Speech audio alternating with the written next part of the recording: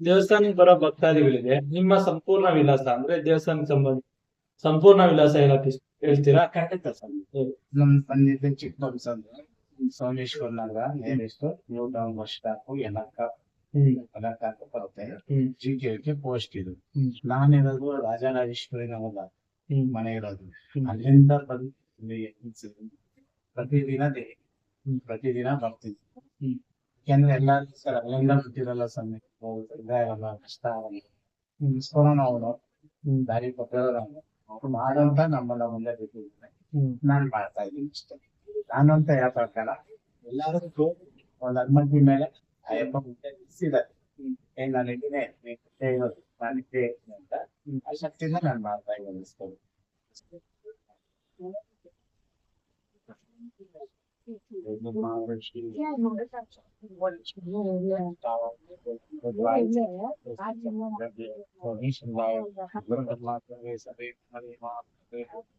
ನಾರಾಯಣ ಭಕ್ತೇಶ್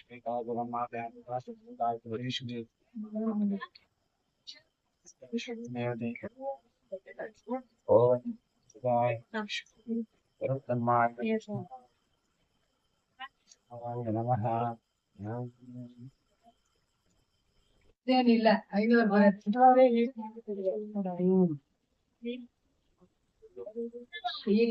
500 ದೂರದಿಂದ ರೆಡಿ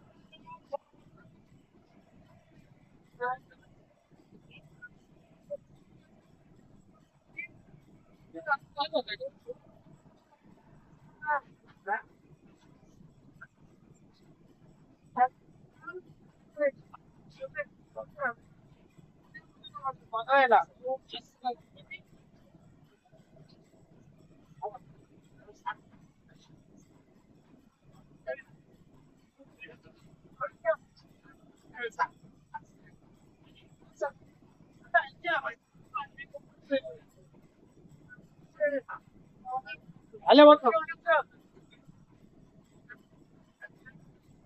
ಗಂಟೆ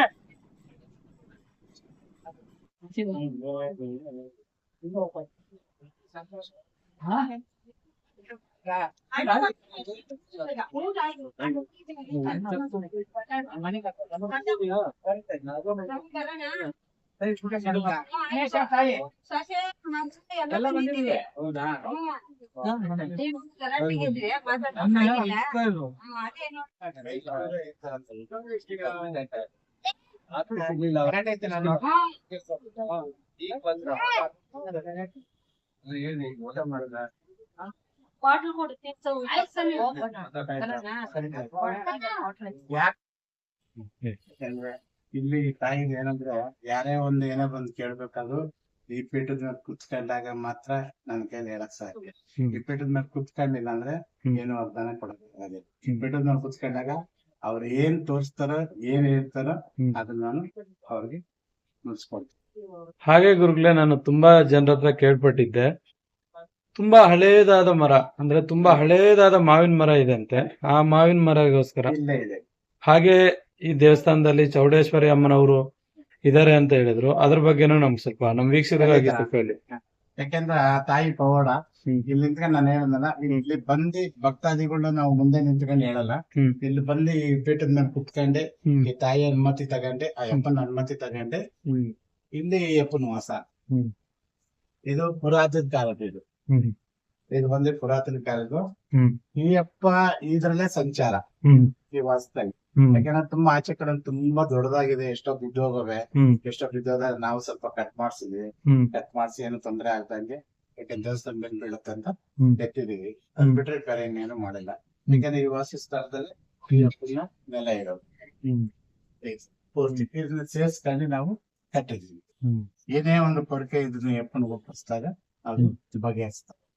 ಹಾಗೆ ಗುರುಗಳೇ, ಆಮೇಲೆ ನಾನು ಈ ದೇವಸ್ಥಾನಕ್ಕೆ ಬಂದು ತುಂಬಾ ಗಮನ ಇಟ್ಟು ಗಮನಿಸ್ಕೊಂಡು ನೋಡಿದ್ದು ವಿಚಾರ ಏನಂತಂದ್ರೆ, ಇಲ್ಲಿ ತ್ರಿಶೂಲಕ್ಕೆ ವಿಧವಾದ ಚೀಟಿಗಳನ್ನು ಕಟ್ಟಿದ್ದಾರೆ. ಖಂಡಿತ. ಅದ್ರ ಬಗ್ಗೆ ನಮ್ಗೆ ಸ್ವಲ್ಪ ಹೇಳ್ತೀರಾ ನಮ್ ವೀಕ್ಷಕರಿಗಾಗಿ? ಯಾಕೆಂದ್ರೆ ಅವ್ರದ್ದು ಏನ್ ಆಗ್ಬೇಕು, ಏನ್ ತೊಂದ್ರೆ ಇದೆ, ಅದೆಲ್ಲ ಕೋರಿಕೆ ಕೇಳ್ಕೊಂಡು ಬರದಿ ಆ ಅಪ್ಪನ ಒಪ್ಪಿಸ್ಬಿಟ್ಟು ಇಲ್ಲಿ ಈ ತ್ರಿಶೂಲಕ್ಕೆ ಕಟ್ತಾರೆ. ಒಂದು 5 ವಾರ ಬಂದು ಅವ್ರಿಗೆ 2ನೇ ವಾರ 3ನೇ ವಾರಕ್ಕೆ ಅವ್ರಿಗೆ ಏನು ಅಂತ ಪರಿಹಾರ ಸಿಕ್ಕಿರುತ್ತೆ. ಆ ಸಿಕ್ಕಿದ್ದಾಗ ಏನಾರ ವಾಗ್ದಾನ ಬೇಕು ಅಂದಾಗ ಅಲ್ಲಿ ಕುತ್ಕೊಂಡಾಗ ಏನ್ ಪ್ರಶ್ನೆ ಬಂತು, ಅದಕ್ಕೆ ಏನ್ ಪರಿಹಾರ ಬೇಕು ಅಂದಾಗ ಆ ಪರಿಹಾರ ನಮ್ ಕೈಲಿ ಮಾಡಿಸ್ಬೋದು. ಹಾಗೆ ತುಂಬಾ ಧನ್ಯವಾದಗಳು ಗುರುಗಳೇ, ನಿಮ್ಮ ಅಮೂಲ್ಯವಾದ ಸಮಯ ನಮ್ಮ ಜೊತೆ ಹಂಚ್ಕೊಂಡಿದ್ದಕ್ಕಾಗಿ ತುಂಬಾ ಧನ್ಯವಾದ.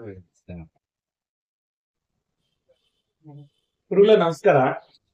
ನನ್ನ ಹೆಸರು ಮಂಜುನಾಥ್ ಅಂತ. ನಾನು ಮಂಜು 09 ಯೂಟ್ಯೂಬ್ ಚಾನಲ್ ಇಂದ.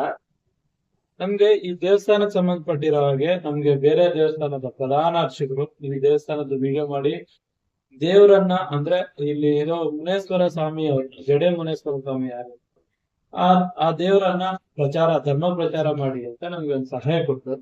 ಹಾಗಾಗಿ ನಾನು ಈ ದೇವಸ್ಥಾನಕ್ಕೆ ಬಂದಿದ್ದೀನಿ. ಈ ದೇವಸ್ಥಾನದಲ್ಲಿ ನಾನು ವಿಶೇಷವಾಗಿ ಎಷ್ಟೋ ಜನ ಭಕ್ತರ ಜೊತೆ ಮಾತಾಡಿದೀನಿ. ನಾನು ಬಂದಿರೋ ದಿವಸ ತುಂಬಾ ವಿಶೇಷವಾದ ದಿವಸ, ತುಂಬಾ ವಿಶೇಷವಾಗಿರೋ ದಿವಸ ನಾನು ಈ ದೇವಸ್ಥಾನಕ್ಕೆ ಸಂದರ್ಶನ ಮಾಡಿದೀನಿ. ಈ ದೇವಸ್ಥಾನದ ಹಿನ್ನೆಲೆ ನಮ್ಮ ವೀಕ್ಷಕರಿಗಾಗಿ, ಅಂದ್ರೆ ನಮ್ಮ ವೀಕ್ಷಕರು ಯಾರಿರ್ತಾರೆ ಅವ್ರಿಗೆ ಈ ದೇವಸ್ಥಾನದ ಹಿನ್ನೆಲೆ ಸ್ವಲ್ಪ ಹೇಳ್ತೀರಾ? ಖಂಡಿತ ಸ್ವಾಮಿ. ಯಾಕೆಂದ್ರೆ ನಾವು ಸುಮಾರು 22 ವರ್ಷ ಇದು ಉದ್ಭವ ಮೂರ್ತಿ ಯಾವ್ದಾರ ಪುರಾತನ ಕಾಲದ್ದು.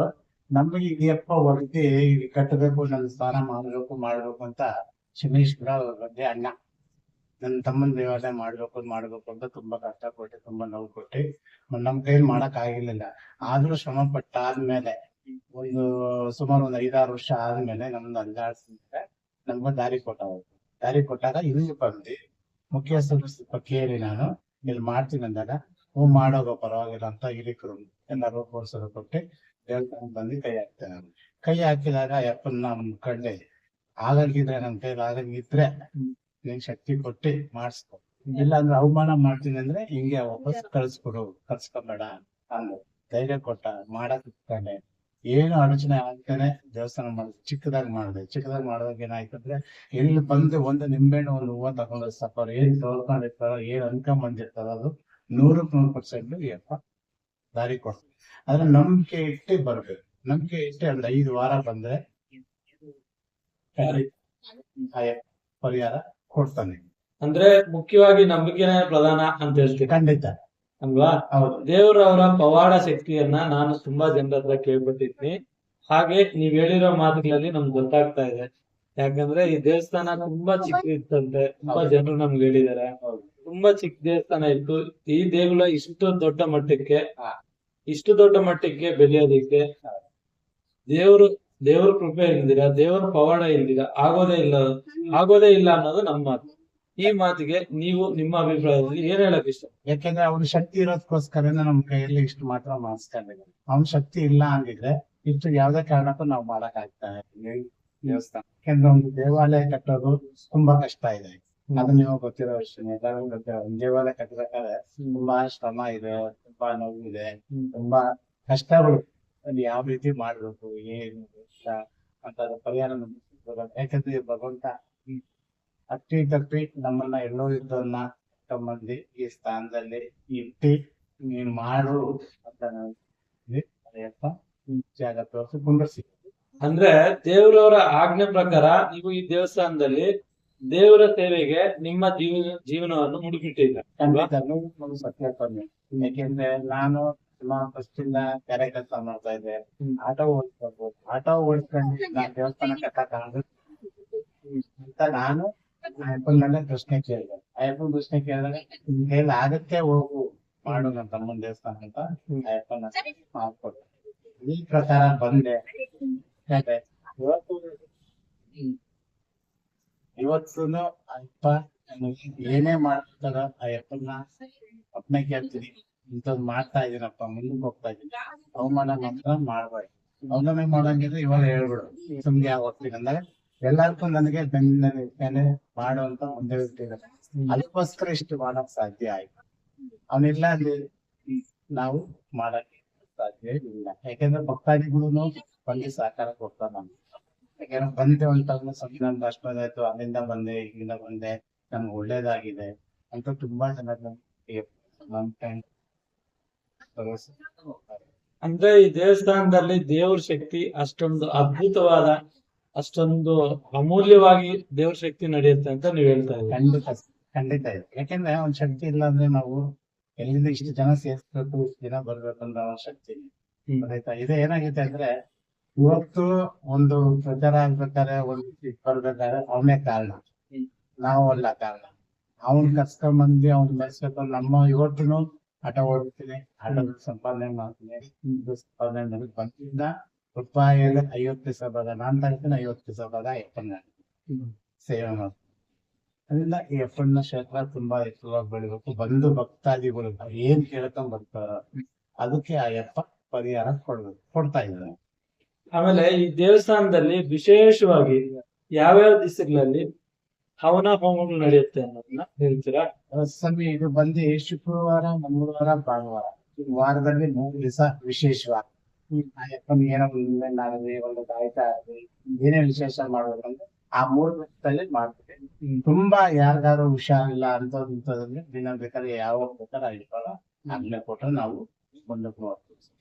ಅಂದ್ರೆ ದೇವರ ಆಜ್ಞೆ ಪ್ರಕಾರ ನೀವು ನಡ್ಕೊಂತೀರಿ ಅಲ್ವಾ? ಹೌದು. ಹಾಗೆ ಈ ದೇವಸ್ಥಾನದಲ್ಲಿ ನಾನು ತುಂಬಾ ಕೇಳ್ಪಟ್ಟಿದ್ದೆ, ಆಲಯದಲ್ಲಿ ಉದ್ಭವ ಮೂರ್ತಿ ಇದೆ ಅಂತ. ಉದ್ಭವ ಮೂರ್ತಿ ಬಗ್ಗೆ ನಮ್ಗೆ ಸ್ವಲ್ಪ ಹೇಳ್ತೀರಾ? ಇದು ಬಂದು ಸಮಯ ತಲತನ 500-600 ವರ್ಷದ್ದು ಮೇಲಾಗಿದೆ. ಆ ಉದ್ಭವ ಮೂರ್ತಿ ಇದೆ. ಅದೇ ಉದ್ಭವ ಮೂರ್ತಿ. ಹಿಂದ್ಗಡೆ ಮರ ಇದೆ. ಆ ಮರ ಸುಮಾರು 500 ವರ್ಷ ಮೇಲಾಗಿದೆ. ದೊಡ್ಡ ಮರ. ಅದರಿಂದ ಆ ಶಕ್ತಿ ಅಯ್ಯಪ್ಪ ವಾಸ ಇರೋದೇ ಅದು. ಅಯ್ಯಪ್ಪ ವಾಸ ಇಟ್ಕೊಂಡು ಬಂದು ಬರ್ತಾ ಇದ್ದಾರೆ. ಏನ್ ಕೇಳ್ತಾರ ನಮ್ಗೆ ಇಟ್ಟಿ ಬಂದ್ರೆ 3 ವರ್ಷ ಫಲ ಮಾಡ್ತಾರೆ. 5 ವಾರ ಬರ್ಬೇಕು. ಒಂದು ನಿಂಬೆಣ್ಣು ಒಂದು ಊರಲ್ಲೇ 3 ವಾರದಲ್ಲಿ ತೋರಿಸ್ಬಿಡ್ತೀನಿ ಸರ್ ಏನಿದೆ. ಹೌದಾ? ಹಾಗೆ ಈ ದೇವಸ್ಥಾನದಲ್ಲಿ ಇನ್ನೂ ಕೆಲವರು ನನ್ಗೆ ಬಂದಿರೋ ಭಕ್ತಾದಿಗಳು ಹೇಳಿದ್ರು, ನೀವೇನೋ ವಿಶೇಷವಾಗಿ ಬಾಲಗ್ರಹ ಯಂತ್ರ ತಾಯ್ತ ಎಲ್ಲ ಮಾಡಿಸ್ಕೊಡ್ತೀವಿ. ತುಂಬಾ ಅನಾರೋಗ್ಯದಿಂದ ಬರ್ತಿರೋರು, ಹಾಸ್ಪಿಟಲ್ಗೆ ಹೋಗಿ ಆಗ್ದಿರೋರು ಬಂದು ನಮ್ಗೆ ಹೇಳಿದ್ದಾರೆ. ಅದ್ರ ಬಗ್ಗೆ ನಮ್ಮ ವೀಕ್ಷಕರಾಗಿ ಹೇಳ್ತೀರಾ? ಖಂಡಿತ ಸರ್. ಯಾಕೆಂದ್ರೆ ಸ್ವಲ್ಪ ಓಡ ಅಂತ ನಾನು ಹೇಳಿದ್ನಲ್ಲ, ಅವ್ನು ಕುತ್ಕೊಂಡಾಗ ಏನ್ ದಾರಿ ತೋರ್ಸ್ತಾನ, ಏನ್ ಹೇಳ್ತಾನೋ, ಏನ್ ಮಾಡೋಣ ಅದನ್ನ ನಾನ್ ಮಾಡ್ತೀನಿ. ಅದು ಯಾಕೆಂದ್ರೆ ಹಾಸ್ಪಿಟಲ್ ಹೋಗಿ ಬಂದು ಆಗದೆ ಇರೋರು ಇಲ್ಲಿ ಬಂದು ಪರಿಹಾರ ಆಗಿದೆ. ಒಂದು ಕಾಲು ನೋವಾಗಲಿ, ಸ್ವಲ್ಪ ನೋವಾಗಲಿ, ತಲೆ ನೋವಾಗಲಿ, ಹೊಟ್ಟೆ ನೋವಾಗಲಿ, ಆರೋಗ್ಯ ತುಂಬಾ ಏನು ಆಗೋದೇ ಇಲ್ಲ ಹಾಸ್ಪಿಟಲ್ ಅಂದ್ರೆ ಇಲ್ಲಿ ಬಗೆಹರಿದಿರೋ ತುಂಬಾ ಚೆನ್ನಾಗಿದೆ. ಅಂದ್ರೆ ತುಂಬಾ ಅನಾರೋಗ್ಯ ಸಮಸ್ಯೆ, ಸೈನ್ಸ್ಗೂ ಸಿಗ್ದಿರೋ ಸಮಸ್ಯೆ ಇಲ್ಲಿ ದೇವ್ರ ಹತ್ರ ಸಮಾಧಾನ ಸಿಗತ್ತೆ ಅಂತ ಹೇಳ್ತೀವಿ. ಖಂಡಿತ ದೇವ್ರ ಹತ್ರ ಪರಿಹಾರ ಖಂಡಿತ ಸಿಗತ್ತೆ. ತುಂಬಾ ಅದ್ಭುತವಾದ ಸಮಾಚಾರ ನಮ್ಗೆ ಕೊಟ್ಟಿದ್ವಿ. ತುಂಬಾ ಧನ್ಯವಾದಗಳು. ಹಾಗೆ ನಮ್ಮ ವೀಕ್ಷಕರ ಕಡೆಯಿಂದ ಕೊನೆಯದಾಗಿ ನಮ್ಮ ವಂದನೆಗಳು. ಸರ್ವೇ ಸುಖಿನೋ ಭವಂತು.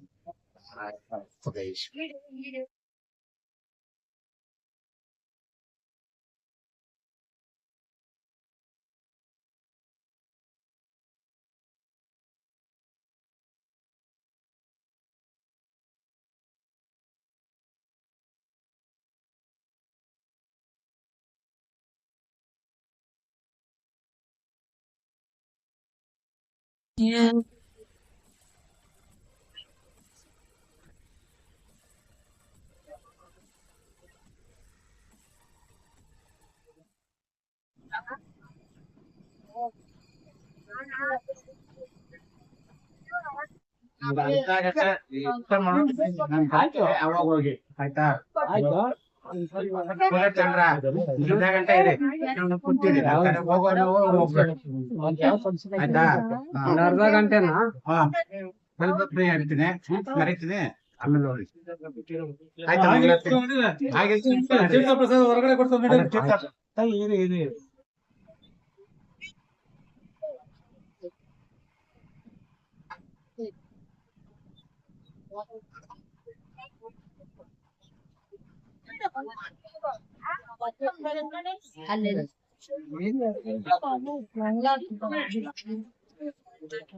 सर्वस्यात्मभवति उत्तमः सर्वव्याप्योते सर्वं जयते जयते अभिवस्त्रासुखिनो पूल्मानोः अभिचन्द्रो वस्त्रमानो हिरण्याभ्योतेनो वसिनो सोमसोमा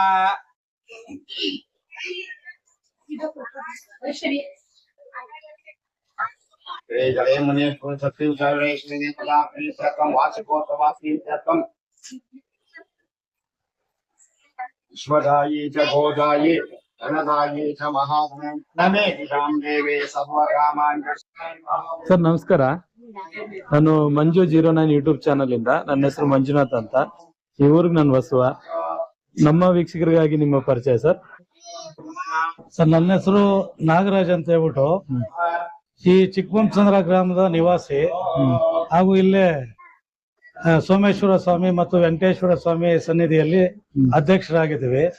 ಇದು ನಮ್ಮ ಹಿಡಿತದಲ್ಲಿತ್ತು. ಇದನ್ನ ಇನ್ನೊಬ್ರು ಪೂಜೆ ಮಾಡ್ಲಿ ಅಂತ ಹೇಳ್ಬಿಟ್ಟು ಮುನೇಶ್ವರ ದೇವಸ್ಥಾನನ ಮುನ್ರಾಜು ಅನ್ನೋರಿಗೆ ವಹಿಸಿದ್ದೀವಿ.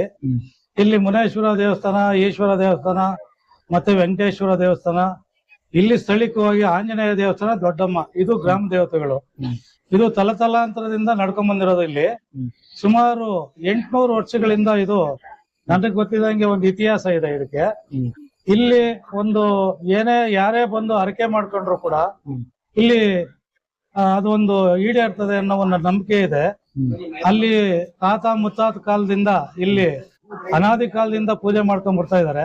ಸುತ್ತಮುತ್ತ ಜನಗಳೆಲ್ಲ ಬಂದು ಇಲ್ಲಿ ಏನೇ ಒಂದು ಪ್ರೋಗ್ರಾಮ್ ಆದ್ರೂ ಕೂಡ ಎಲ್ಲಾ ಸಹಕಾರ ಮಾಡಿ ಸುತ್ತಮುತ್ತಲಿನ ಬಡಾವಣೆಗಳೆಲ್ಲ ಜನ ಇಲ್ಲಿ ಬಂದು ಅವ್ರ ಕೋರಿಕೆ ಏನಿದೆ ಅದು ಬಂದು ಅರ್ಪಿಸಿ ಅವರ ಒಂದು ಕೆಲಸಗಳು ಈಡೇರ್ತಾ ಇದೆ. ಅದರಿಂದ ಈ ಊರವರು ಎಲ್ಲ ಸುತ್ತಮುತ್ತ ಬಡಾವಣೆಗಳು ಸೇರ್ಸ್ಕೊಂಡು ಯಾವ್ದೇ ಪೂಜೆ ಪುರಸ್ಕಾರ ಇದ್ರೂ ಕೂಡ ಎಲ್ಲರೂ ಜೊತೆ ಸೇರಿ ಈ ಒಂದು ಕಾರ್ಯಕ್ರಮಗಳು ಮಾಡ್ಕೊಂತ ಇದ್ವಿ. ಹಾಗೆ ನಮ್ಮ ಮುನ್ರಾಜ್ ಅವರು ಇದು ವಹಿಸಿದ ಮೇಲೆ ತುಂಬಾ ಬಹಳ ಚೆನ್ನಾಗಿ ಇದೊಂದು ಚಿಕ್ಕದು ಗುಡಿ. ಮುನೇಶ್ವರ ದೇವರು ಅಂದ್ರೆ ವರ್ಷಕ್ಕೊಂದ್ಸಾರಿ ಆ ದೇವ್ರ ಪೂಜೆ ಮಾಡ್ಲೇಬೇಕು ಈ ಊರವರು. ಮಾಡ್ಲಿಲ್ಲ ಅಂತಂದ್ರೆ ಏನಾದ್ರೂ ಒಂದು ಅನಾಹುತ ಆಗುತ್ತೆ. ಆ ಒಂದು ಇದಕ್ಕೆ ಅದು ಕಂಟಿನ್ಯೂಸ್ ಆಗಿ ಪೂಜೆ ಮಾಡ್ಬೇಕು ಅನ್ನೋ ವಿಷಯಕ್ಕೆ ಊರವರೆಲ್ಲ ಸೇರಿ ಮುನ್ರಾಜ್ ಅವ್ರಿಗೆ ಈ ಒಂದು ದೇವಸ್ಥಾನದಲ್ಲಿ ಅವ್ರಿಗೆ ಪೂಜಾರ್ಕೆ ಕೊಟ್ಟು ಅವತ್ತಿಂದ ಇವ್ರಿಗೆ ಇಲ್ಲಿ ಒಂದು ನೆಲೆ ಕೊಟ್ಟಿದ್ವಿ. ಅವ್ರು ಅವತ್ತಿಂದ ಅವ್ರ ಏನ್ ಇನ್ಚಾರ್ಜ್ ತಗೊಂಡ್ರು, ಚಿಕ್ಕದು ಗುಡಿ ಇತ್ತು, ಅದನ್ನ ಇವತ್ತು ಅಭಿವೃದ್ಧಿ ಮಾಡಿ ಈ ಮಟ್ಟಕ್ಕೆ ತಗೊಂಡ್ಬಂದು ಈ ಸುತ್ತಮುತ್ತಲ ಜನನ ಒಂದು ಆಕರ್ಷಣೆ ಮಾಡಿ ಆ ಯಪ್ಪನ್ ಪೂಜೆ ಮಾಡ್ತಾ ಇದಾರೆ. ಅವ್ರಿಗೆ ಒಳ್ಳೇದಾಗ್ಲಿ. ಹಾಗೂ ಸುತ್ತಮುತ್ತಲಿನ ಬಡಾವಣೆಯ ಎಲ್ಲಾ ನಿವಾಸಿಗಳಿಗೂ ಭಕ್ತಾದಿಗಳಿಗೂ ಒಳ್ಳೇದಾಗ್ಲಿ ಅಂತ ಹೇಳ್ತಾ ಆಶಿಸ್ತಾ ನಾನು ತುಂಬಾ ಧನ್ಯವಾದಗಳು ಸರ್. ನಿಮ್ಮ ಅಮೂಲ್ಯವಾದ ಸಮಯ ನಮ್ಮ ವೀಕ್ಷಕರಿಗಾಗಿ ಹಂಚಿಕೊಂಡಿದ್ದಕ್ಕಾಗಿ ನಿಮ್ಮ ಅಭಿಪ್ರಾಯಕ್ಕೂ ಮತ್ತು ನಿಮ್ಮ ಅನಿಸಿಕೆಗೂ ನಮ್ಮ ವೀಕ್ಷಕರ ಕಡೆಯಿಂದ ತುಂಬಾ ಧನ್ಯವಾದಗಳು. Thank you sir. ನಮಸ್ಕಾರ.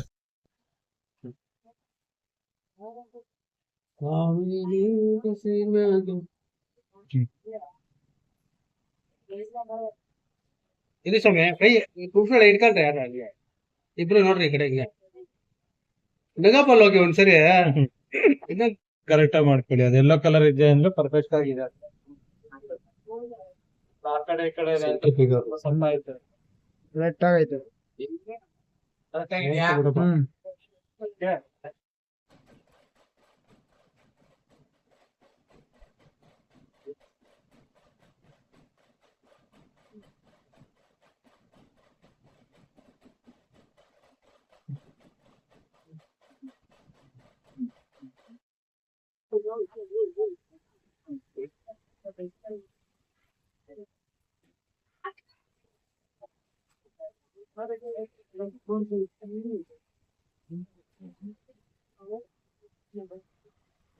चंद्रो हिरण्याभ्योतेनो वसिनो सोमः व्याप्यायनन्तराय सर्वस्यात् भवति उत्तमः सर्वकामसाध्यमते सर्वं जयति बेडन बेडते ದೇವರ ಆಶೀರ್ವಾದ ಮಾಡ್ಕೊಳ್ಳೋ ಬೇಡ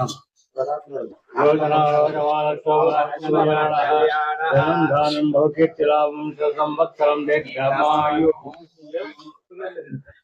ಕಲ್ಯಾಣ ಅಂದ್ರೆ ಬರೀ ಮದುವೆನೇ ಅಲ್ಲ, ಸ್ವಾಮಿ ಮದುವೆ ಆದ ಮಕ್ಕಳಾಗಬೇಕು, ಮದುವೆ ಮಕ್ಕಳು ಕಲ್ಯಾಣ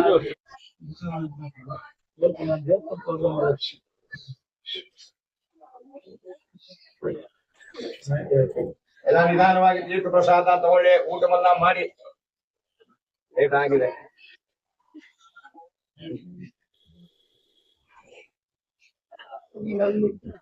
ಅದಕ್ಕೆ ಕೊಡಿ. ಯಾರನ್ನ ಬಂದ್ರೆ ಏನ್ ಬೇಕು ಕೊಟ್ಟಿದ್ರಾ? ಈ ಕಡೆ ಬಂದ್ರೆ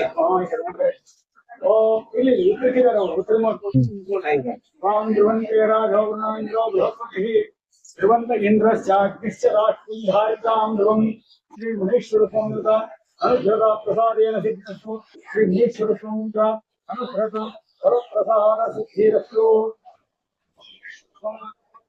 ಸಿದ್ಧಿರಸ್ತು ಆಯುರಾರೋಗ್ಯೇಶ್ವರ್ಯ ಶ್ರೀ ಮಹೇಶ್ವರ ಕೊಡ್ತಾ ಇದ್ದಾನೆ, ನಾನು ಕೊಡ್ತಾ ಇದ್ದೀನಿ.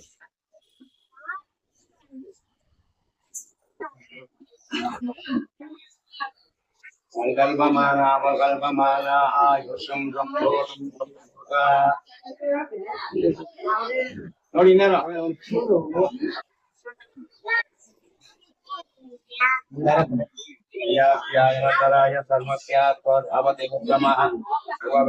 ನೋಡಿ ಸರ್ವಂ ಜಯತೆ.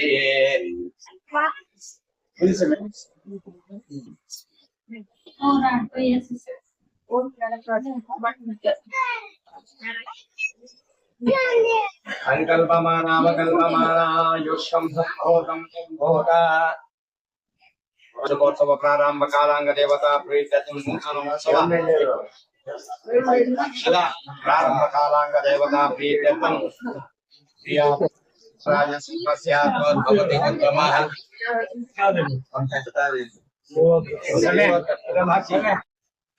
ಓಂ ಅಭಿವಿಶ್ವಾಸಜನ ಚಂದ್ರೋ ವರ್ತಮಾನ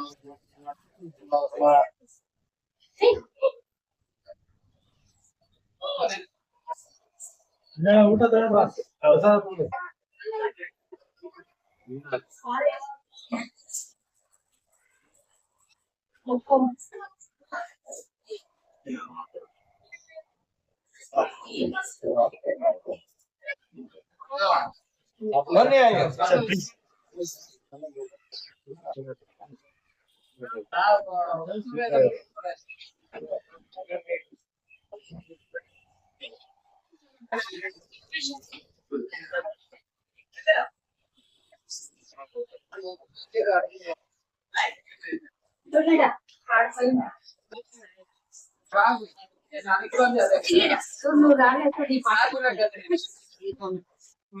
ಜವಾಬ್ದಾರಿಗಳು ಒಳಗಡೆ ಇರ್ಬೇಕು.